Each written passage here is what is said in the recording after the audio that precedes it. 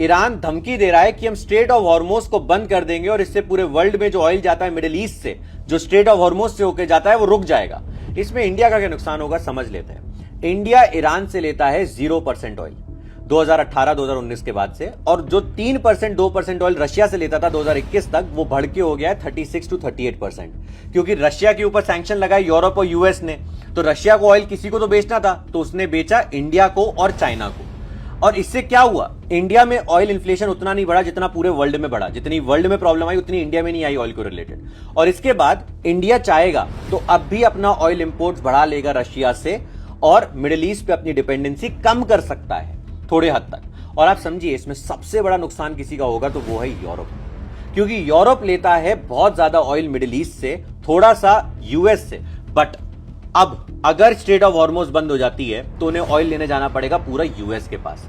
और इसीलिए कहा जाता है कि यूएस किसी का सगा नहीं है, वो सिर्फ अपना एडवांटेज देखता है।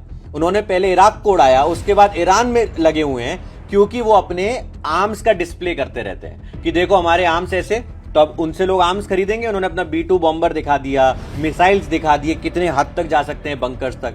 इसके बाद अब वो ऑयल भी बेचेंगे कि यूरोप अब आपको ऑयल खरीदना है हमसे खरीदो, हम बेचेंगे आपको ऑयल, कोई प्रॉब्लम नहीं है, ठीक है। तो अपने एम्यूनेशंस बेचेगा, एयरक्राफ्ट बेचेगा और साथ में ऑयल भी बेचेगा।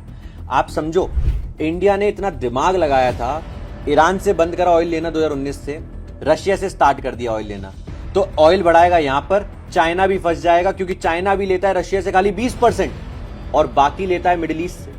अब मिडिल ईस्ट में चाइना लेता है ईरान से 20% ऑयल, क्योंकि वो तो भाई भाई बनाता है ना हर इंसान को, कि हम आपको मिसाइल्स देंगे, आप हमें ऑयल दे लो, ठीक है। अब क्या होगा, अगर स्ट्रेट ऑफ हॉर्मोज बंद हो गई तो नुकसान होगा चाइना का। आपको समझना पड़ेगा, थोड़ा कॉम्प्लेक्स टॉपिक था। यूरोप का नुकसान, चाइना का नुकसान, यूएस का एडवांटेज, इंडिया का न्यूट्रल रहा इसलिए एडवांटेज, क्योंकि हम रशिया से ऑयल लेंगे, इजराइल से वेपन लेते हैं, ईरान से कोई दिक्कत नहीं है रिलेशन की। उनके लीडरशिप ने बात भी करी इंडिया के प्राइम मिनिस्टर श्री नरेंद्र मोदी जी से फोन पर, ठीक है।